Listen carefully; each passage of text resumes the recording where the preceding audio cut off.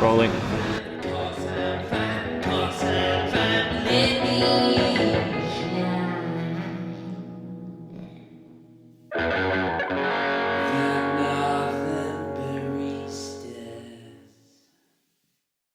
How we doing, everyone? Welcome back, episode 3. I'm Niall, this is Joey, and we are the Northern Baristas. So Joey, where are we at? Yeah, so last week we brought you milk, so you're all making shiny milk at home to go along with espresso from episode 1.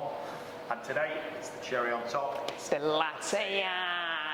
And Niall, you let me drive last week, so you're taking the reins today, mate. Shotgun, and you're perfect. just going to pour him a basic heart, aren't you? There's no tulips, no rosettas just yet. They're coming later. But Niall, you're going to pour. Just the basic heart today, guys. And again, like the espresso and the milk episode, we're going to split it up. Today, it's going to be in 2 parts. Step 1, it's going to how we're going to raise that crema and mix the milk. And step 2, of course, how to pour that basic heart. Shine a light on it.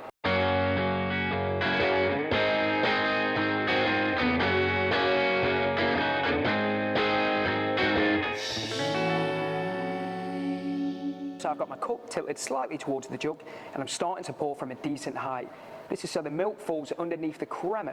Once you're about 2/3 full, we're going to put the spout towards the center of the cup and just simply rotate away from your body, lift up and follow through. Now guys, not the prettiest, but that is a basic heart.